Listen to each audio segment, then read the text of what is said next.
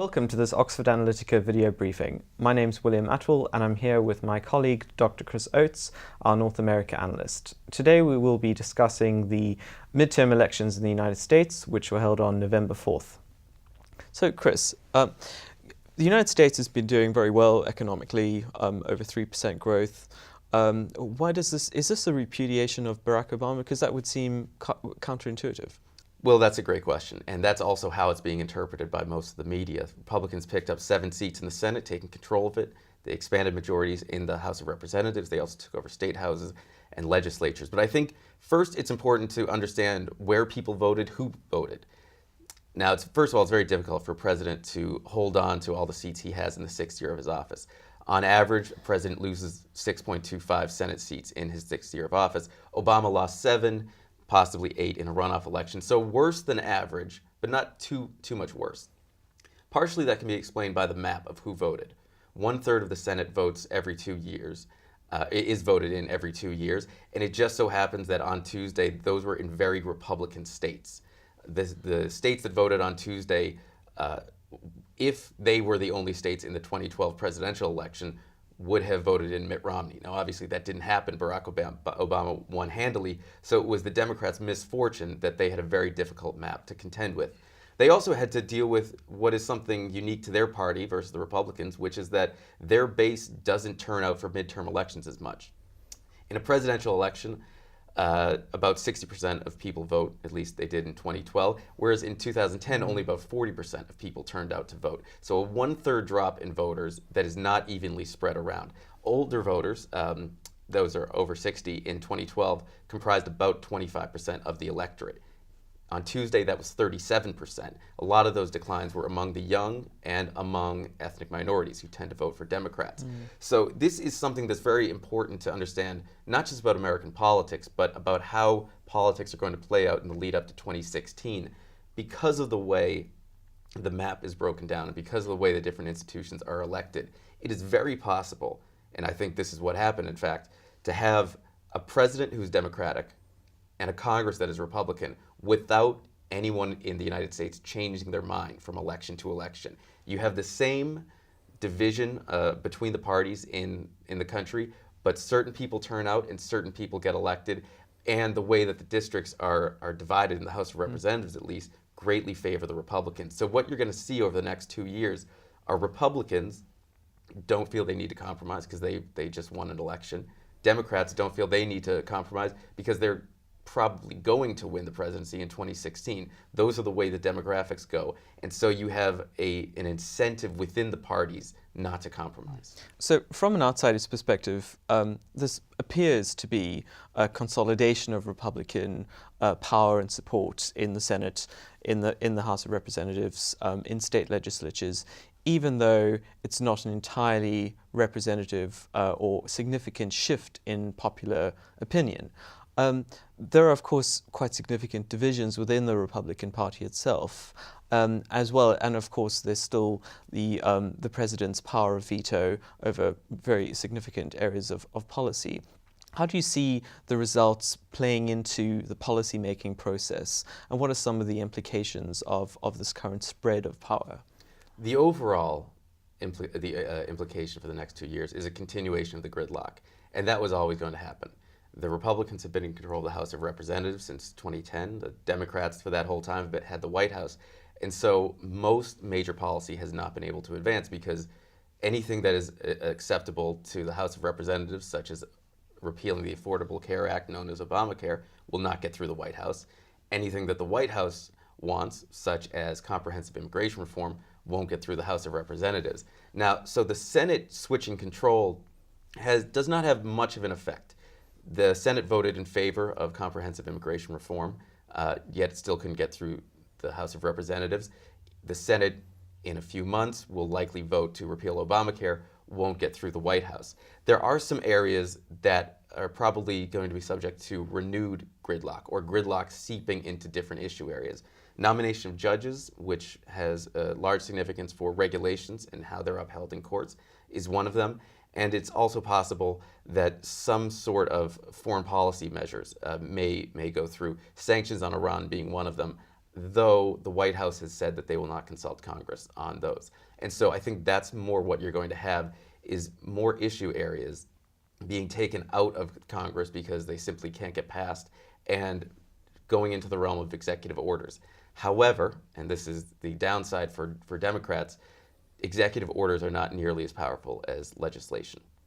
For example, on immigration reform, rather than issuing a path to citizenship, rather than granting higher visas, all the president can do is to adjust deportation policy or grant some visas in refugee status. It's very minor compared to what could happen if the president and Congress were able to work together, but I don't think they will be, at least until 2016. So we're going to be seeing quite significant areas of legislation stymied by this blockage.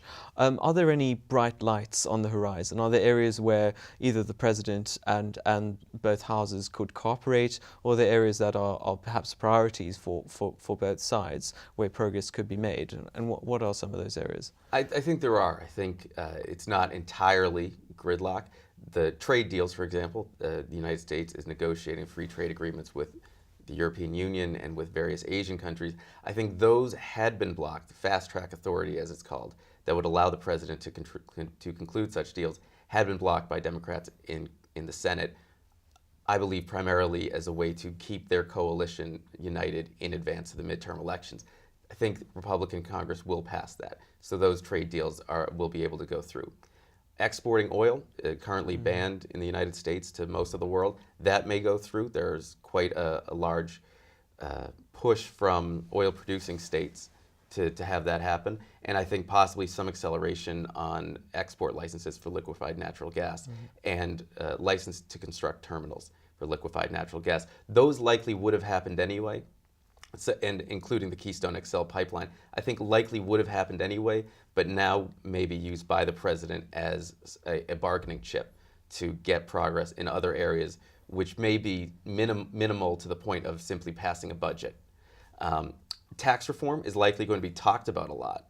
There's going to be near constant discussion about the possibility of tax reform passing both Congress and the White House.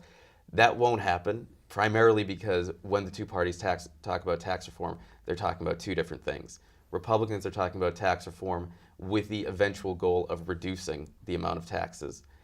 Democrats are likely talking about shifting the burden within a static overall level of taxation away from middle-class families and income recipients to corporate and capital gains taxes. So there will be some movement in policy, but overall, not much. And beyond policy, the practice of government itself, certainly from the perspective of some of our listeners, many of whom will remember the government shutdown, not so long ago, which cost the U.S. economy $24 billion, which might not have a dramatic effect on GDP figures, but certainly it shakes confidence. Is that a plausible scenario? Another government shutdown before the end of this political term? I think it is, and I think it's a marked increase with a Republican Senate. I would put it at about 50% for a government shutdown within the next 24 months. I think the reason is that the reason the government shutdown happened in October of 2013 was that Republicans in the House of Representatives thought they could use the budget negotiations as a way to gain what they wanted on the health care law. They were egged on in that by Senator Ted Cruz. Senator Ted Cruz, who is now going to be in the majority, and who has allies in Joni Ernst, the new senator from Iowa, in Mike Lee, the senator from Utah. And so there will be divisions within the Republican Party. And not only divisions, but there will be great movement within the Republican Party to achieve some of the goals that they've articulated in the past campaign, given that the White House will veto any such bills if they come up in legislation. What their strategy will likely be is to affix it to must-pass legislation, such as appropriations, such as a budget. Now that is probably not going to work. The president will probably veto it, and it depends on whether both sides are willing to strip them out and pass the budget in a continuing resolution to keep everything going as is, to keep the status quo, or whether they feel that a government shutdown may strengthen their bargaining hand, which is what happened in October of 2013. Both sides thought the government shutdown would benefit them. And although in the end it benefited the Democrats, the Republicans may say not only is the time different, they just won an election, but also many of them are running for president. And pursuing a government shutdown is a way to catapult yourself to the head of the party. Ted Cruz, for example, we're talking about him right now in part because he was one of the leaders in the government shutdown. So while it did cost the U.S. economy $24 billion, it helped his personal ambitions greatly. And the real question there is whether Mitch McConnell, the likely Senate Majority Leader, will be able to withstand that. He's not like Ted Cruz. He will be doing battle with Ted Cruz. The question is whether he will be able to win out the intra-party battle against Ted Cruz. Certainly something we'll be keeping an eye on in our daily analysis. Yes. Thanks very much, Chris. Thank you for joining us for this video briefing. We look forward to seeing you next time.